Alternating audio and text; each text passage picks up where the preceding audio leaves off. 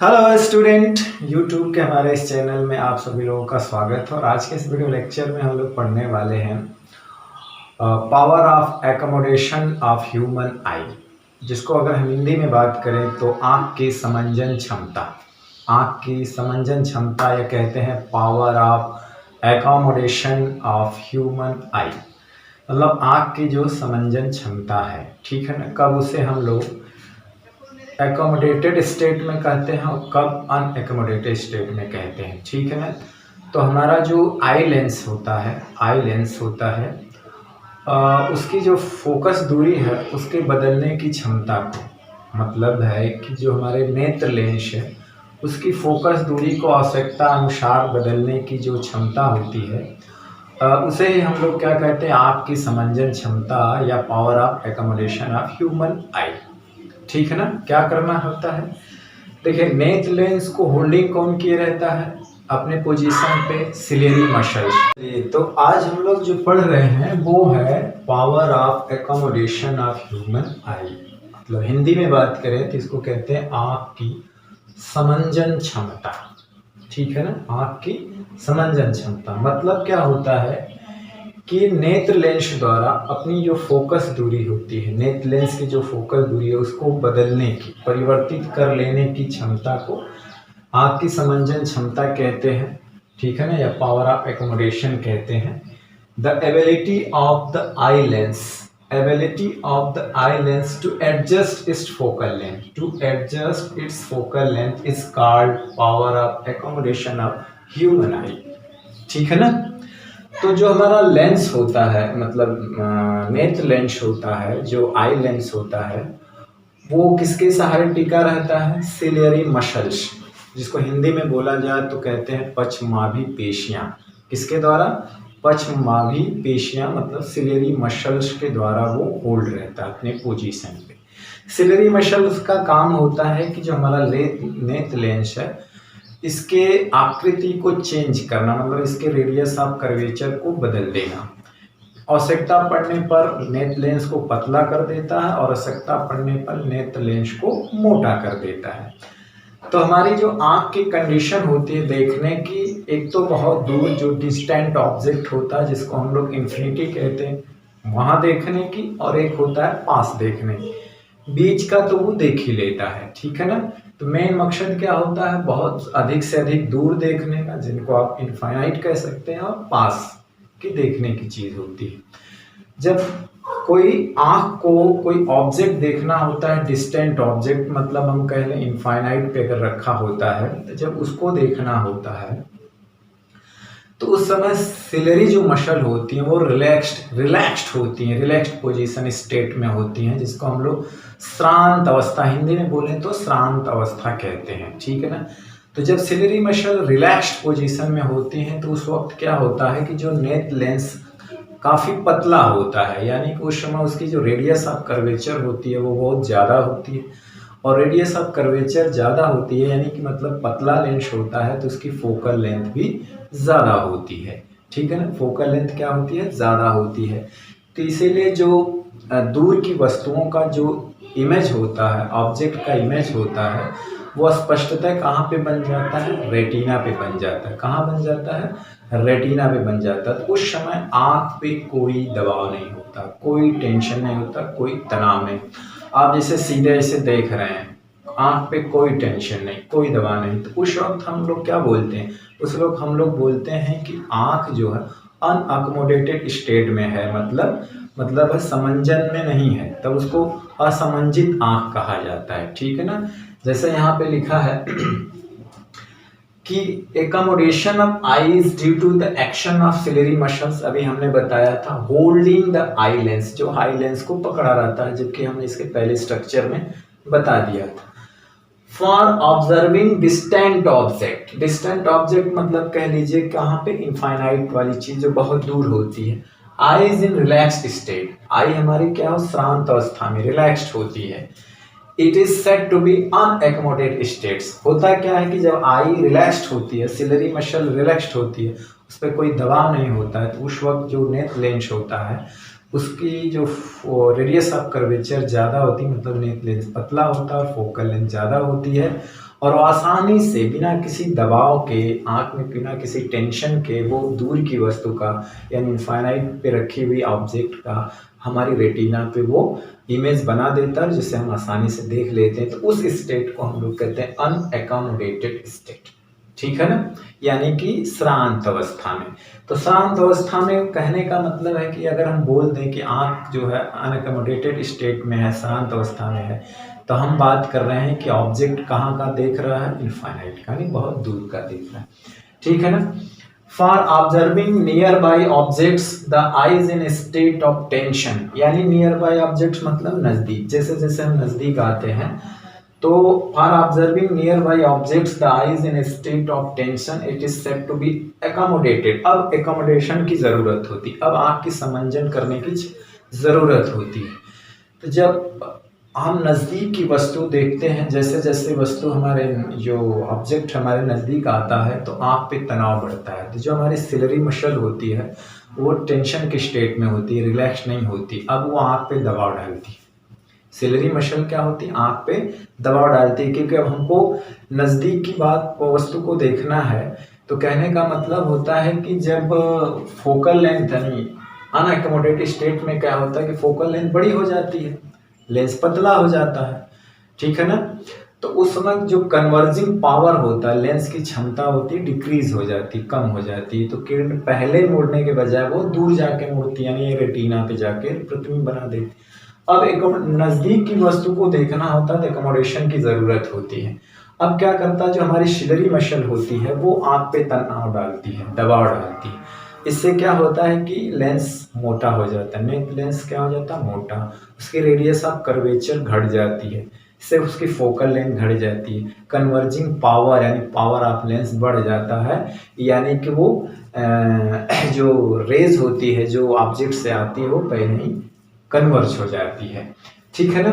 तो ये ऐसा कब होता है आँख पे तनाव, जब हम नज़दीक की कोई वस्तु देखते हैं, कितनी नज़दीक की, जैसे देखिए आप नज़दीक देखिए तो आपको तनाव, आँख पे तनाव आता है, और दूर के देखिए तो आप ऐसे रिलैक्स्ड रहेंगे, कोई तनाव नहीं, तो इसको हम रिलैक्स्ड स्टेट में कहते हैं।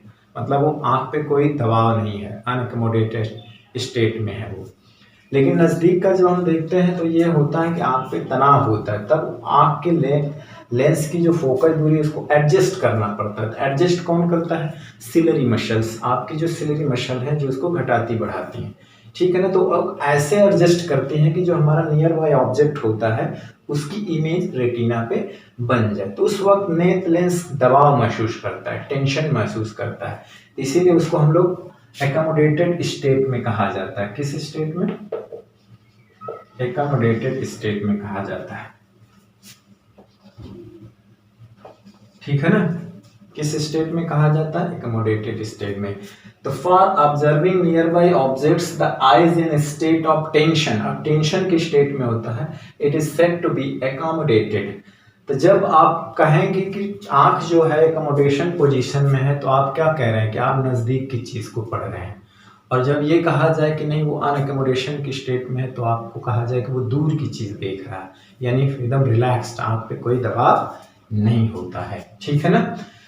तो एक हुई बात दूर की, जो हम लोग ऑब्जेक्ट इनफाइनाइट को होता है, और एक होती है नज़दीक की, तो वो ऑब्जेक्ट होता है आँख से 25 सेंटीमीटर दूर, जिसको हम आगे पढ़ेंगे स्पष्ट दृष्टि की न्यूनतम दूरी, ठीक है ना, जो 25 सेंटीमीटर, जिसको नियर पॉइंट भी कहते हैं।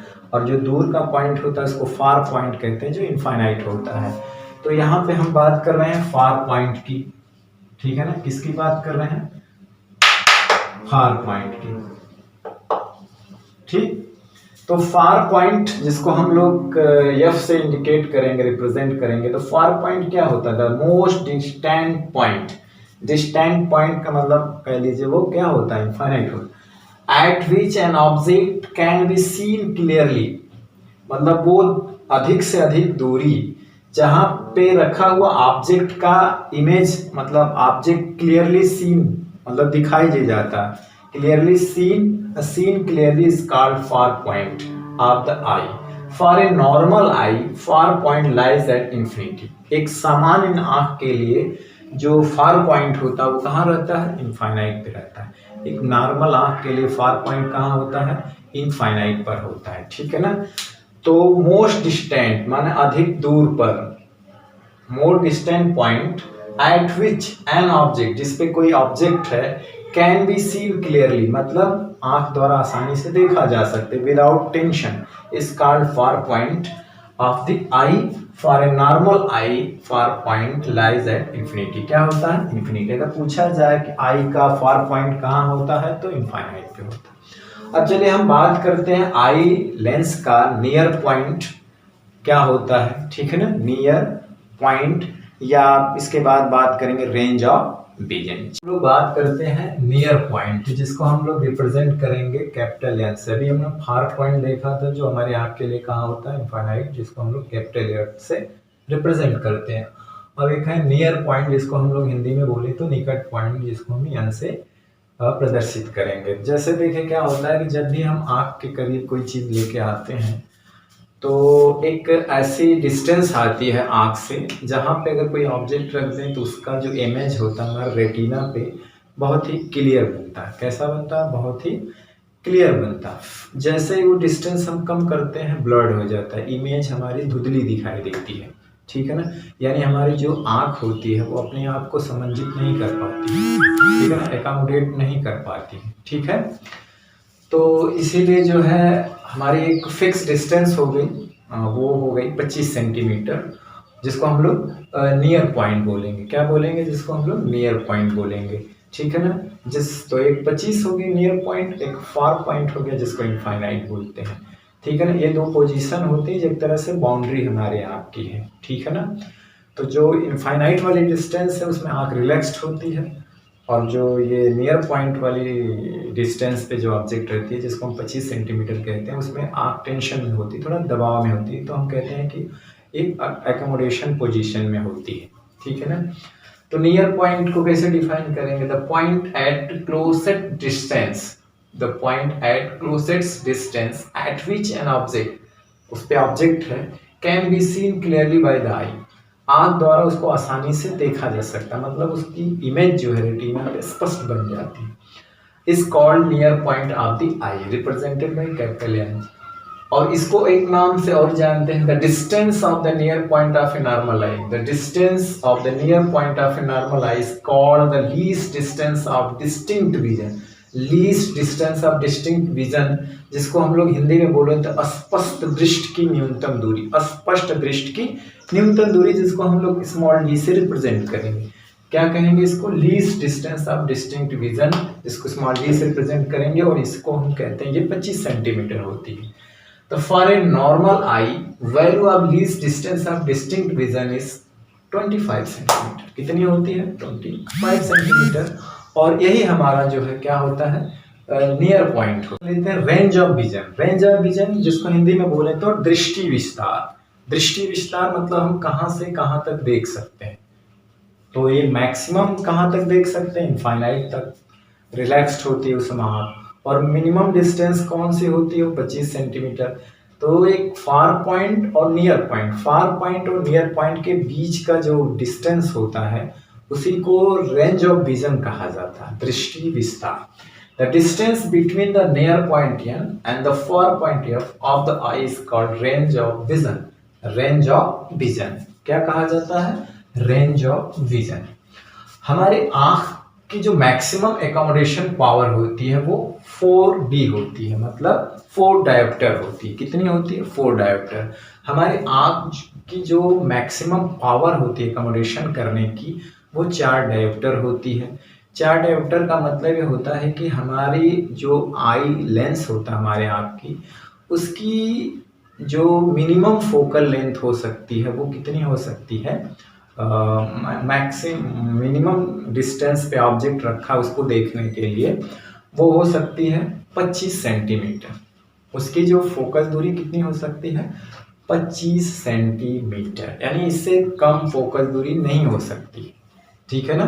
जब भी होगी इससे ज़्यादा होगी, इससे कम नहीं हो सकती है। तो इससे ज़्यादा हमारी आँख एकोमोडेट नहीं हो पाती है, जो सिलरी मसल है अब इससे ज़्यादा एकोमोडेशन नहीं कर पाती है। तो जो फोकल लेंथ होती है वो एकोमोडेशन पोजीशन में वो नेट लेंस की हो सकती है कितनी 25 सेंटीमीटर, जिसको हम लोग least distance of distinct vision कहते हैं, वो कितनी होती है 25। The maximum power accommodation of the eye for a person having normal vision इस कितना होता है डी, यानी वही इसी को हम 25 सेंटीमीटर कहते हैं, 4 डायोप्टर होती है।